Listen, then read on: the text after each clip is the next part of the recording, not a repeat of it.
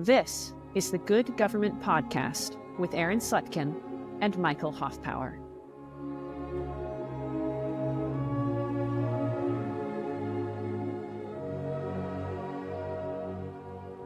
Welcome to the Good Government Podcast. This is Aaron Slutkin, joined as always by my co-host, Mike Hoffpauir. Today we have a special guest, Harvey Flaumenhaft, and a attempt at providing a survey of Mr. Flaumenhaft's career would probably fall short of the mark.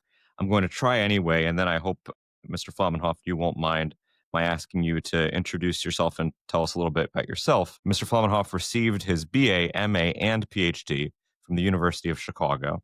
He has been a fellow at Harvard University, NASA, George Washington University, the National Endowment for the Humanities, and that is the NASA that went to the moon. He has taught at Roosevelt University, University of Chicago, Wheaton College in Massachusetts, and the University of Delaware, and has since 1968 been a tutor at St. John's College in Annapolis.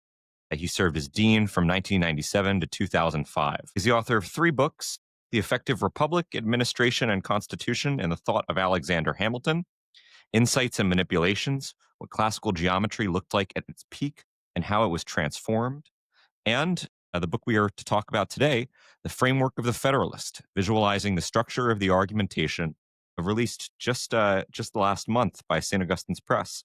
So, Mr. Flaumenhaft, thank you very much for joining us. We're very happy, very grateful that you came on to talk about this work on the Federalist, which we have been working on the last year or so. So thank you. Thank you for having me. So I just detailed very quickly a very storied career. Let me ask you, what brought you into the academy, into the study of the Federalist and of geometry and everything else you've done? Well, I think I early on, late in high school, I guess, realized that you could get paid for learning if you became a college teacher. And I figured, what could be better than that? I was the first in my family to go to college, so I was somewhat innocent of such things. And I very much enjoyed being a student at the University of Chicago. So that brought me into the academy.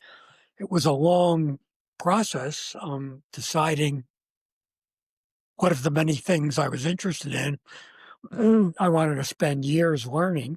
And I finally settled on political science, although there were competitors. History of science actually was one of the things I was considering.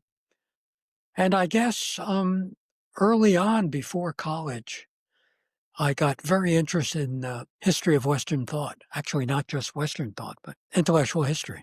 I ended up at St. John's College. I shouldn't say ended up, because I came here when I was pretty young, but I taught elsewhere. And it was a place where you didn't have to pick a narrow niche and stick with it.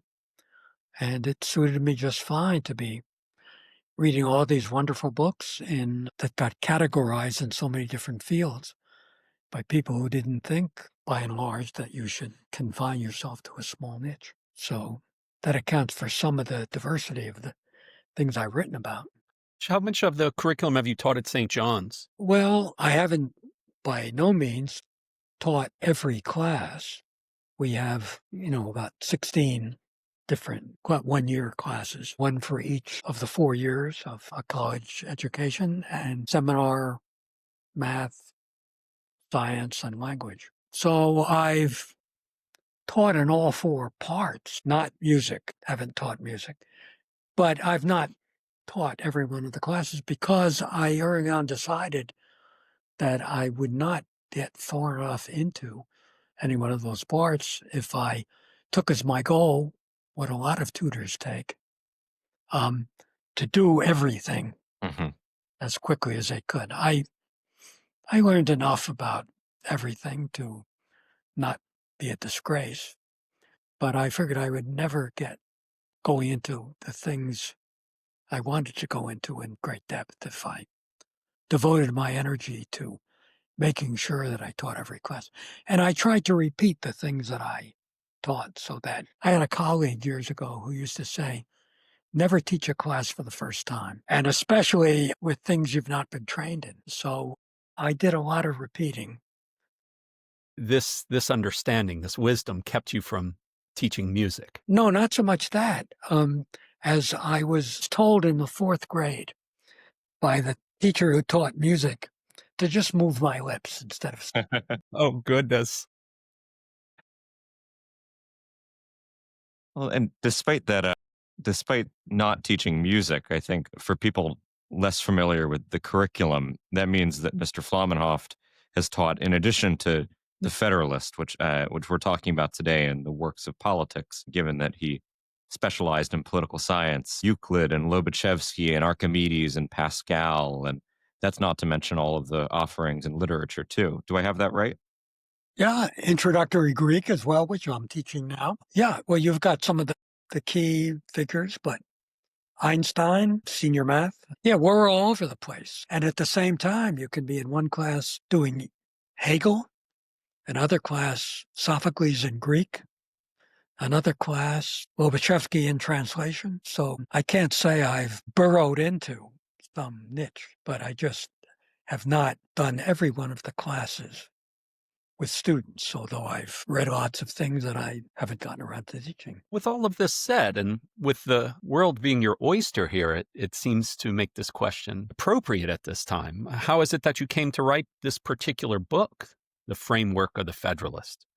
This book in particular is worthy of note because this isn't just a book explaining something like Publius's political science. You aren't just worried about the problem of faction. I'm sure you are, but that's not what this book is taking up. This book is really interesting because you are trying to help us read the Federalist Papers, Harvey. So it seems to me that you view the Federalist Papers as a elaborately structured whole, as you say in your preface. And you say that we must grasp the place that any particular argument has within the whole. And this necessitates your book, The Framework of the Federalist, being quite an odd book that doesn't fit just on the bookshelf easily. I measured it today. It is 1 foot by 1 foot with a series of motion inside of it of all of these arguments as they relate to each other. So if you wouldn't mind, could you tell us how this book came into being and why it is that the spatial arrangement of the arguments is essential to grasping both their rhetorical force and their logical force? I'm very interested in history of thought, as people trying to make sense of things. And people who've done that come up with very different views. And I'm interested in the reasons and how the thinking and the argumentation fit together. It seems to me there are two very important ways that we use our minds when we think about things and when we make arguments. One is stories and one is pictures. Or you could say, in one, we look at things sequentially, and in the other, we look at things structurally. And we don't do either exclusively, but we somehow mingle them. And it seems to me when you're reading complicated books that are books of reasoning and argument, you want to follow things in time, one thing after another, and you want to see how they fit together in a kind of structure which can be mirrored spatially. And I find in understanding difficult books or complicated books, if I use both ways of looking at it, if I take the words that come one after another, the sentences that come one after another, the syllogisms that come one after another, and make a picture of words in which the layout of the words mirrors the logic and rhetoric of the argumentation, I understand things a lot better, and it's easier to remember them because you've got two ways of you're coping with it simultaneously. So I've done that with that geometry book I wrote very much does that. Tells a story and has a profusion of pictures, flowcharts, diagrams, so on. And I find it helps me understand, it helps my students understand. Federalist is a book since college, I've been very much taken with. And the primary author of the Federalist was a man I wrote my dissertation on. And I taught the Federalist we have a small part of our curriculum, students make a choice. The tutors offer various possibilities and concentrate on a single book or a couple of books.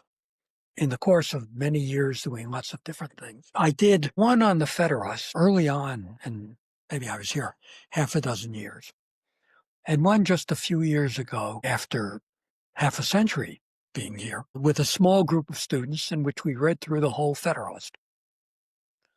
And every meeting I came into class with the same question. Would somebody please go to the board and sketch a kind of picture of the stretch of argument in the papers that we read today? Students found it very difficult. And it was not because they were poor students. I had some very good students. But I realized that it takes a lot of work to do that. And you can't expect most people who would read the Federalist to do it. They just don't have time. And it would not be cheating to encourage them to look at a prepackaged version of that, because there are so many arguments and there are relationships of subordination and coordination and divisions and alternatives. And it's very hard to keep it all in mind.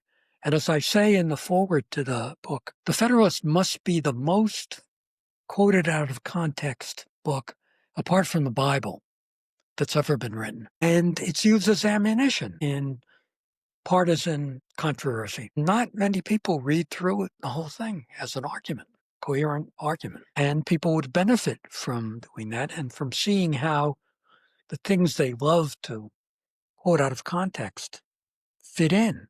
And often the meaning of the thing looks a lot different if you see where it's placed in its section and that section's supersection and so on. That is, it's a coherent work as a whole, and it's got parts, and the parts have subparts. I mean, you don't see it at a glance. You look over a page of layout, but you can see it more at a glance. It's not really at a glance, but more at a glance, how things fit together. And that would improve the reading of the thing. It might even lead to more reading of the book, because people would have some help that doesn't tell them what to think about it, but just gives them a structural diagram. You know, this method that you're discussing now, or manner of approaching a text that you're discussing now, Harvey, is one that my father taught me when it came to mechanical things when I was young. And as I asked him how an engine worked, of course, we were thinking of a Chevrolet small block, but he started talking about it just from the very beginning of air going into the engine. So instead of trying to explain the whole of an engine as an air pump, which really doesn't help me understand too much, we started looking at the particular parts of it, valves, valve springs, etc. And therefore, as I came to understand each of these parts, the whole just sort of burst forth eventually of how this whole mechanism works. And so I'm wondering if it's appropriate, if you could help us think about how we might visualize the rhetorical dimensions of the Federalist Papers, because Aaron and I have been spending a lot of time paying attention to the rhetoric of the Federalist. Okay, here he's dealing with this objection, and that's why he's making an argument that doesn't square with the argument he made just a few Federalist Papers ago. So do you have any advice on how it is that a reader of the Federalist might approach visualizing the rhetorical dimensions of these papers? Papers are meant to persuade. You can't persuade unless you're somehow taking into account where your readers are coming from. And if you're trying to persuade, you're trying to deal with where they're coming from and get them to go where you think it'd be good for them to go. But that means that the mind of the reader changes in the course of the reading. What are they thinking? What are their attitudes when they start? What is their thinking and attitudes later? I've attended more myself to the logic of the thing and not to how the reader changes in the course of the reading. One place to start with that, I think, is the edition I think is the really most handy and useful of the Federalist is Clinton Rossiter originally edited, and Charles Kessler did an edition with introduction and notes. That's a very nice job. And he is very interested in the question of how the tone and the assumptions change in the course of it. That the latter part of it, you're appealing to higher level thought. And that's rather interesting. I haven't really studied it with that as my central thing, but I'd like to do that. And I think that if we went through with that kind of question in mind, how could you expect the reader or the audience to change in the course of it? That makes charting the journey very useful. You might look side by side at what you get early and what you get later. One of the things you lose, by the way, and I mentioned this in my foreword, is you get the skeleton without the flesh.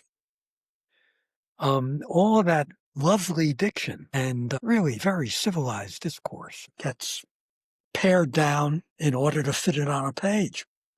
And by the way, the 12 by 12 peculiar thing, that's simply a result of my talking with the publisher about how he could have the pages in what he prints the same as the pages in my manuscript, because I've got pieces of the thing that are coherent that I want the reader to see all at once, and I don't want the depiction broken up. And so the poor publisher had to work out how we can fit things. That's really instructive now that you say that, because especially, you've got Appendix 1 and Appendix 2, and Appendix 2 is the Articles of Confederation. It's instructive as to how you would suggest I approach the articles, because I think people read the article, some do, and they glaze over. And I didn't want to do what I did with the Federalist, which is a lot of, I had the thing and had a publisher. So I just broke it up so that it's a little easier to read. So that all the stuff on a page fits together and the lines are, so I don't do it as fine-grained with the appendix having the articles. Well, it's nice, because Article 9 is a behemoth in the Articles of Confederation, but you give us just, Article 7 and Article 8 on a big page by themselves where one can dwell with them. And you even break up Article 9 into, I believe, 5 pages. Yeah, a few pieces, yeah. Yeah, which is really nice because it is, in my opinion, such an important part of the Articles of Confederation after the opening articles themselves. So that's really instructive that you offer us this insight now, and I appreciate it. Yeah, but let me get back to the skeleton in the flesh. You see something that you wouldn't see if you see the fully fleshed thing, if you just look at the bones. But you also don't see things. Like before we spoke, I took a little look at some things. Paper 72, in the midst of the discussion in the executive. Oh, okay. Real eligibility. I lay out so you can see clearly the various arguments for re-eligibility. But in the course of putting that there, I don't say anything he doesn't say. That striking line, which encapsulates an insight into political psychology, that's very much a part of his argument. The love of fame is the ruling passion of the noblest minds. I don't quote that. I mean, I give the argument that that's a premise of, but that sentence by itself, I mean, you could have a conversation for a few hours about what that means and what it doesn't mean. But that line does not appear in my rendition. But there are lots of things like that that don't appear. So you really have to read the Federalist. I mean, it's not that I've given you a short version. You can forget the other stuff. It's not really essential. I help you, as you said, I help you to read the Federalist and see it and remember it. But I don't provide short and easy, all you need from the... Let me ask you a follow-up question about rhetoric and structure, and particularly about the executive. Mike and I have noticed that omitted from the list of topics to be discussed in Fed 1 is the strong executive that Publius later introduces. And I've argued particularly, but we've also discussed that the executive appears a little bit in Federalist 8, and then he withdraws again, and the word execution is used in Federalist 23, that great essay about energy. And then the executive reappears in 24 when he's talking about the standing army. But then when you talk about the standing army and the fears of executive power, the next papers discuss the standing army without the executive, which has led us to think that there's a bit of preparation that Publius thinks he has to do before he can talk about something as perhaps necessary but as dangerous as executive power and energetic executive power at that. All this is to ask, did you notice when you were laying out the argument of the Federalist that there is a kind of movement, particularly with the executive, where Publius sometimes will unleash something for his readers and sometimes withdraw it? I think first you have to remember that he's trying to proceed in an orderly way. The order of the topics that he deals with is logical. First, the necessity of a union, and then what it takes to have such a thing, and then the plan that claims to provide what it takes, proceeding through in logical sequence what those parts are. So a proper place for the discussion of the executive is where it is, late in the book. That's only part of it. It's the most sensitive topic. As he says, energy in the executive is a leading character in the definition of good government. But his audience doesn't believe it. So he's got to make an argument that you'd better hope that your prejudices are not entirely well placed. Because if you're right that an energetic executive is incompatible with the genius of Republican government, then your only choice is bad government, which won't last long, or a good government, which is the thing that you cannot bear living under. So it's a tricky job. And in fact, Hamilton signed the Constitution, but he said everybody in this convention knows that nobody's opinion is further from thinking this will do the job for sure than me. But it's the best we've got, and it might be good enough. But the question of the executive was the question. And one of the people who attended the convention said George Washington sat there presiding over the convention, and we looked to him and it reassured us that we could have a strong executive. But I'm afraid that the man who presided over winning our liberty and independence will, in the long run, be responsible for losing our liberty because we thought it was safe because George Washington would be the president. But what happens after? And Hamilton, he made a proposal for a plan of government during the convention. I don't think it was a serious proposal. I mean, he didn't expect it. He said in giving the speech, I don't think you guys will accept this, but here's what it would really take.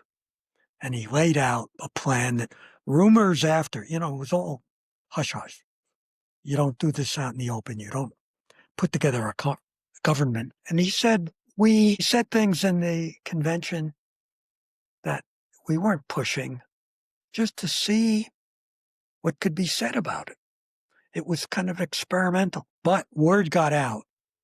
And for the rest of his life, people accused him of being a fan of monarchy and aristocracy. And he had to say that was supposed to be quiet because we could say outrageous things just to see what was to be said for and against it.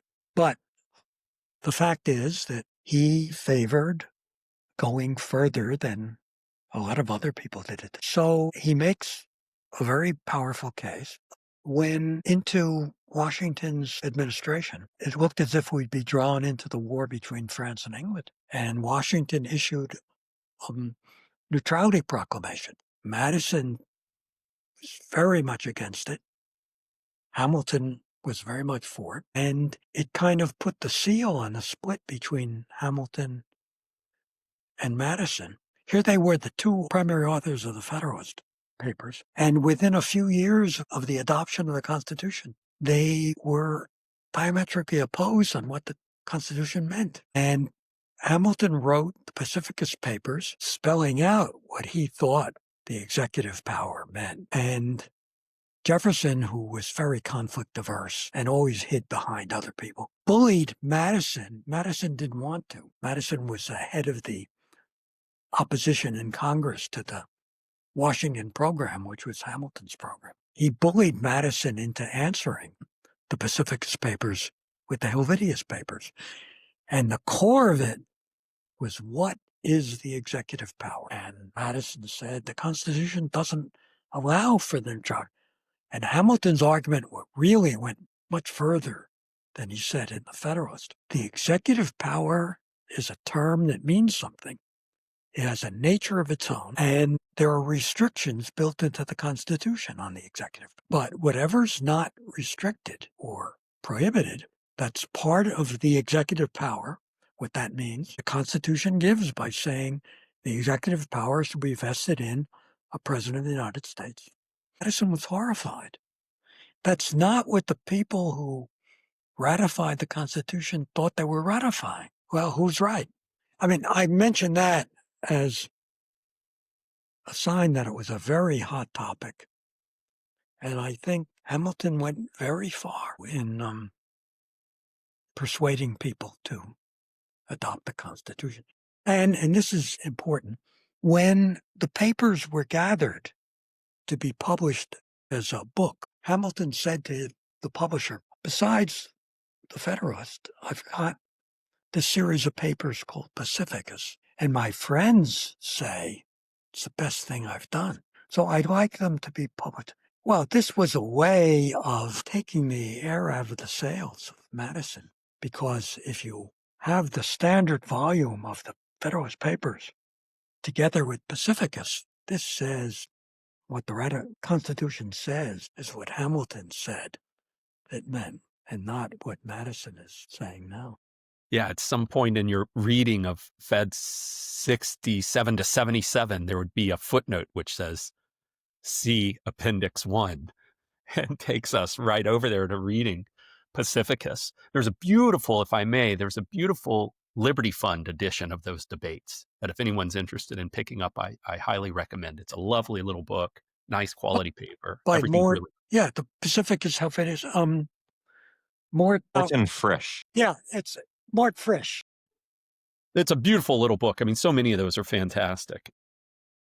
There's a few questions that seem to arise out of everything you've just discussed with us. You've already pointed towards any papers you think warrant renewed attention. It seems to me you would point us towards studying again the executive, but also given the overall thesis of the framework of the Federalist, we need to understand it inside the whole of the Federalist Papers themselves.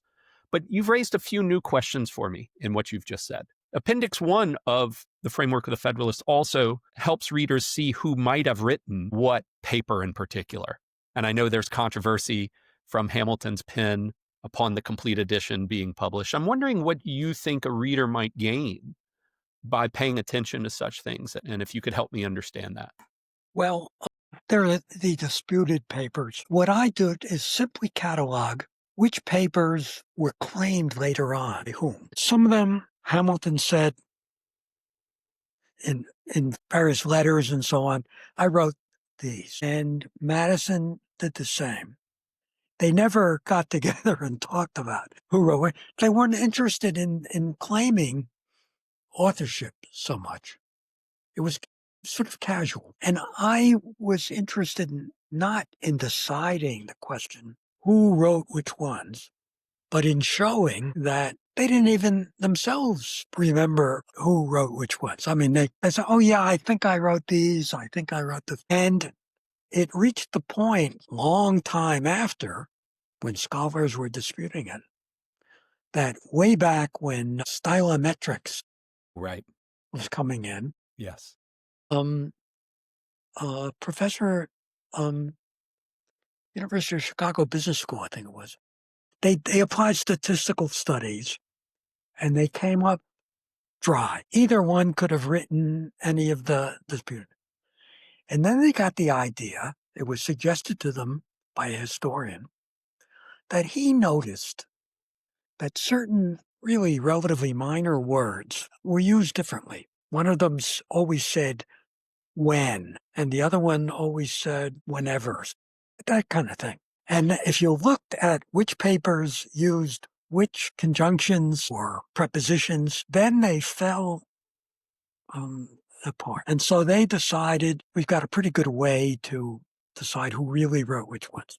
Their memories were faulty, but the fact that the memories were faulty and they didn't seem to think what was said in some papers was unacceptable to them. That's the important thing. I agree completely. I want to know when someone says, no, I did not write Federalist 28. That's what I want to hear, more than arguments over I did write Federalist 10. Yeah. Another thing is that they were lawyers arguing before a jury, as it were. And you make some arguments that you're not perfectly convinced of, but that serve the purpose and don't do any harm. One such disputed thing has to do in giving effect to the Constitution in the first Congress.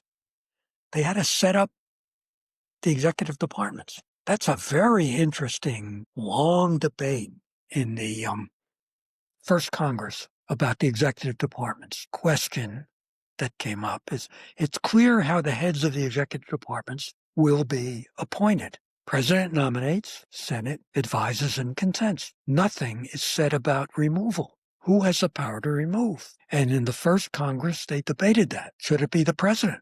Should it be the president with the consent of the Senate?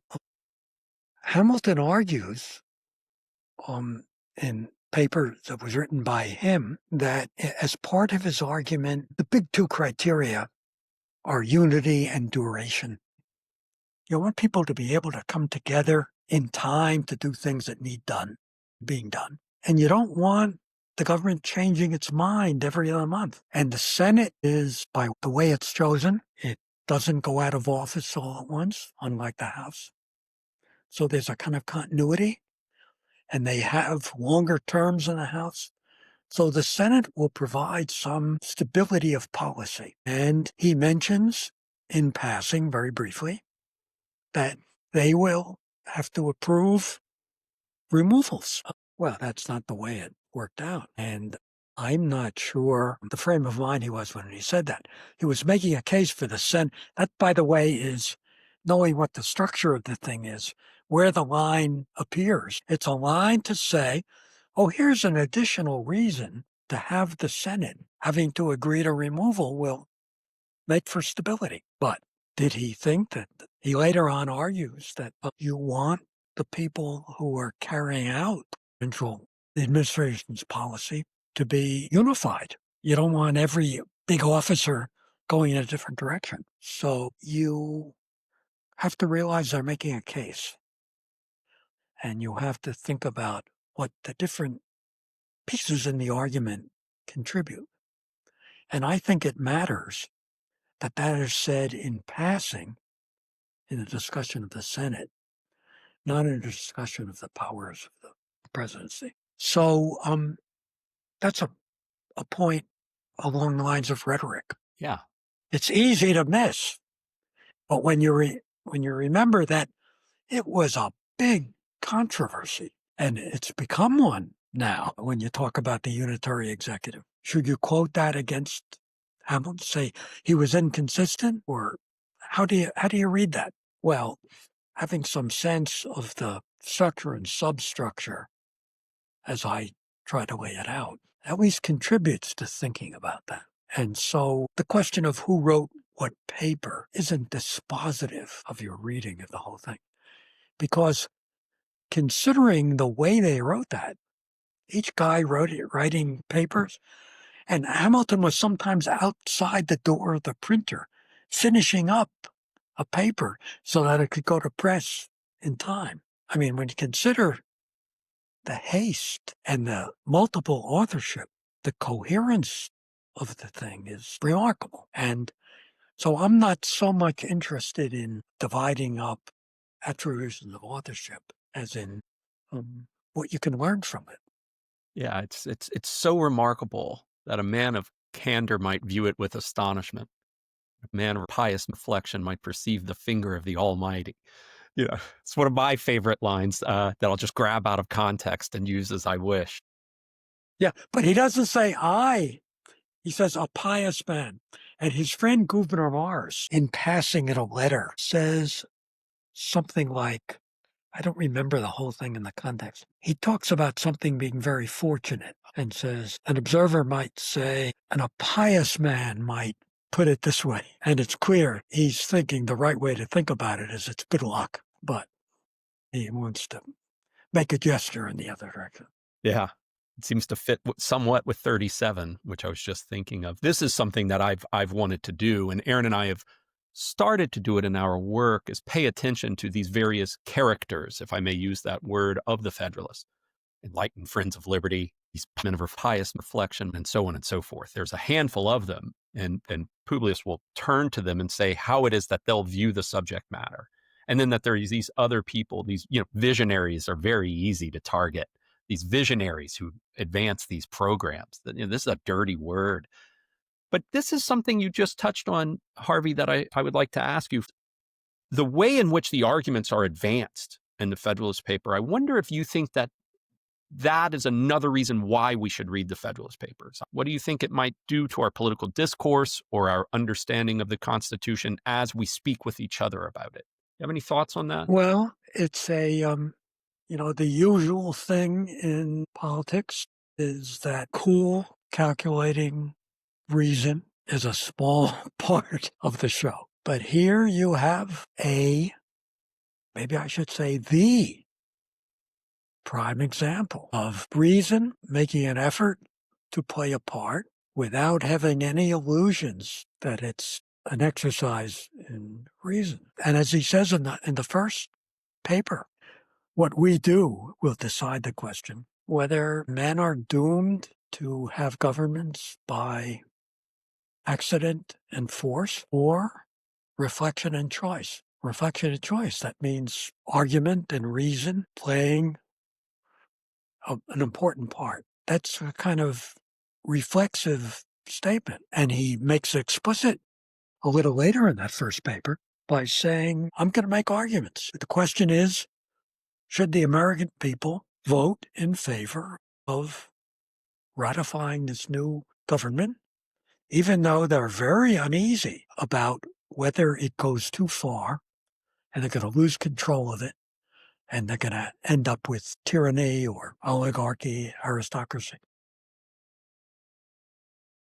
My motives remain in my breast, but my arguments are open to all. And he talks about the manner in which argument should be brought forth in a moderate, civil tone, in which you don't treat your interlocutors as evil or utterly stupid. Maybe they're visionaries who have to be given a dose of reality, but that's a very different tone from saying they're idiots. And he says, I don't remember which paper it is, and the doubt that the words get into my skeleton structure. It's another part of elegantly put things that are part of the flesh, not the skeleton. The American people may have their limitations, but one of their limitations is not being told that they have limitations. They can handle recognizing their bad tendencies or their limitations. They can handle that. You can talk straight and say, you guys tend to not appreciate something. And you don't have to pussyfoot around it and say, the voice of the people is the voice of God. You don't have to flatter them. You can talk sense to them. So that thing about not turning the people who disagree with you into enemies, not flattering, but not hurling contempt. It's a model of political discourse. Maybe, I won't say the only, it's a prime example. And it's our own, and it's about things that we have passionate fights about as Americans.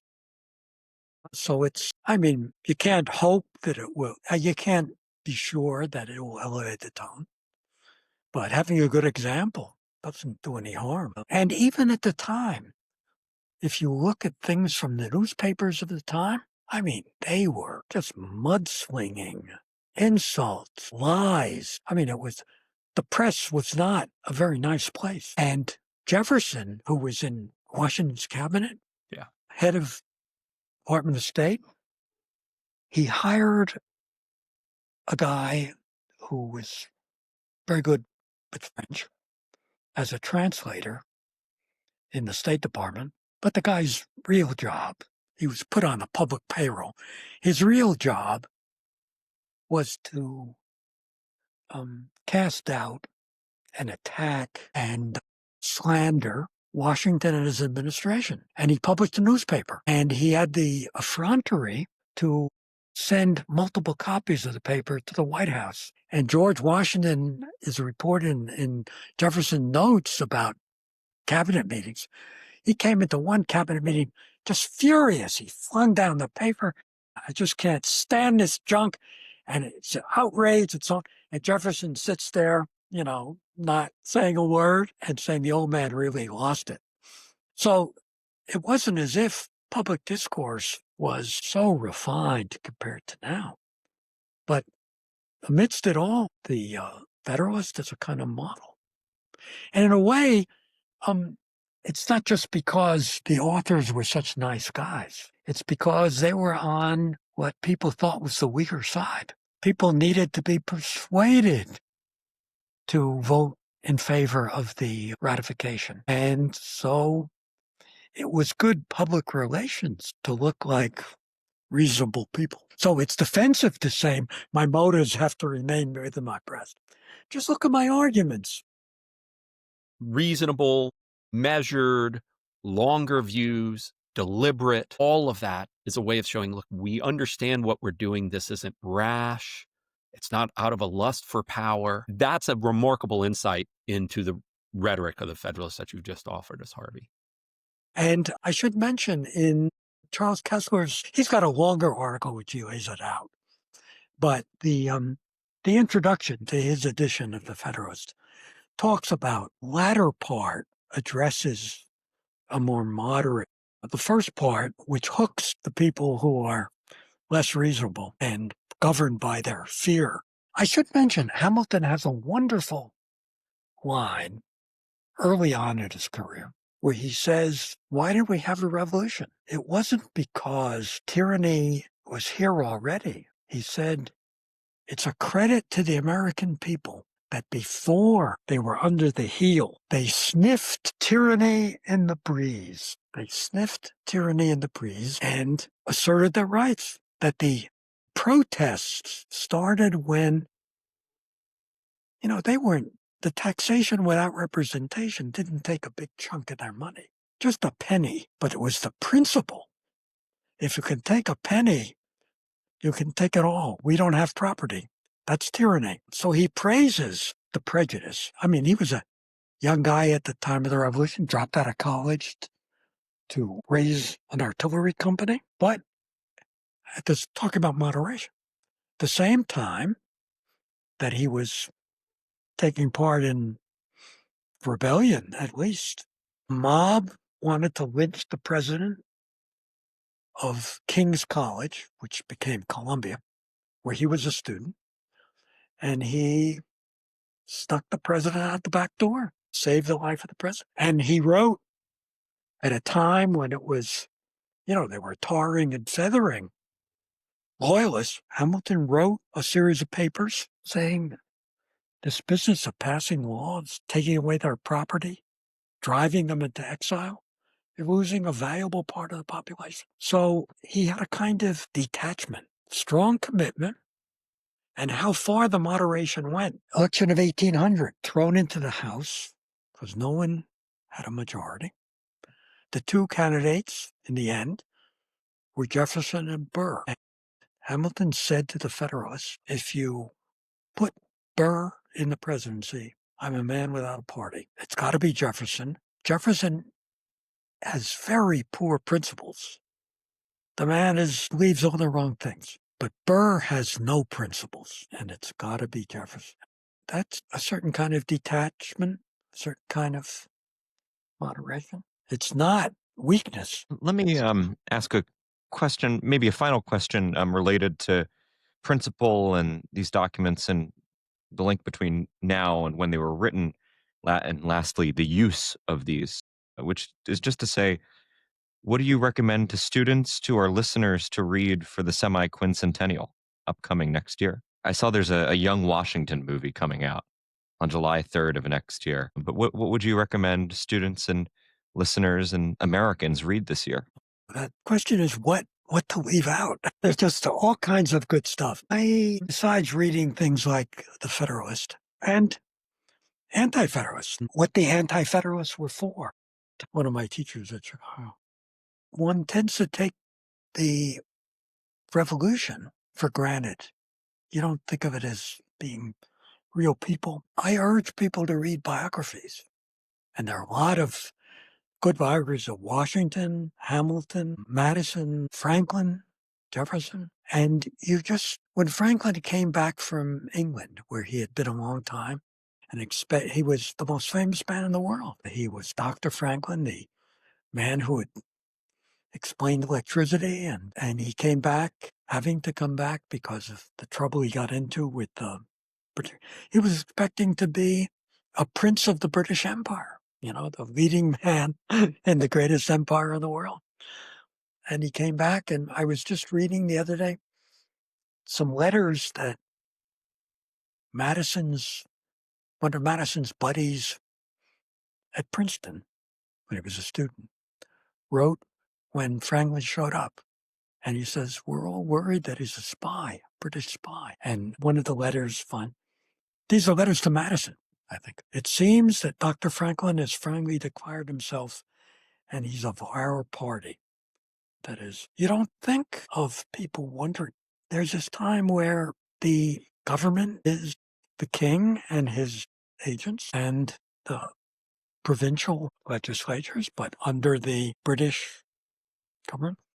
You don't think of the texture of life when suddenly the government you lived under seems to have gone in a direction which is very, very bad, and you can't trust your neighbors, and you don't know what's going to come, and you get the texture of that reading biographies and letters. And there are lots of books of that sort that give you a sense of what happened between 1763, when no one thought about separation. It all happened very quickly.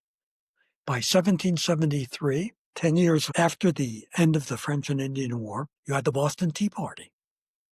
And there's been a lot of controversy leading up to it. But that was the pitch. The British government realized they've got to show who's in charge. Many people don't know this. Washington condemned the Boston Tea Party. It was outrageous mob rule. All these patriots, we talk about it now as if it's a glorious action, but it was wild. Trying to read good histories and biographies give you a sense of what was at stake and that these were real people. But there are good books on the thought of the founders, which might surprise people. The slogan you sometimes see, Novus Ordo Seclorum, thing on the dollar bill, New Order of the Ages. It really was new. Democracy was a bad word, and the Federalist is devoted to showing that it's what we would call democratic, but not a democracy. Democracy has been discredited. We're going to do something that takes the people seriously, but it's something really new. It's not ruled by the people. It's ruled by people chosen by the people. It's new. Well, we don't think of it as new. We think of it as natural. The only reason not to have rule by the people is things are too big. Number 10, Madison, who opposed Hamilton's program is doing too far from the people. He makes it explicit. So there's going to be hoopla, celebration, and what people are celebrating is very different from what they think it is. So I don't want to recommend particular books. Well, I'll recommend one, Harvey. The Federalist, and an excellent aid to helping everyone understand the Federalists a little more clearly is The Framework of the Federalist, Visualizing the Structure of the Argumentation by our guest, Harvey Flaumenhaft. I'd like to thank our friends at St. Augustine Press for introducing us and helping facilitate this conversation. Amen. So, Harvey, thanks so much for your time this afternoon. Thank you for having me. Yes, thank you so much.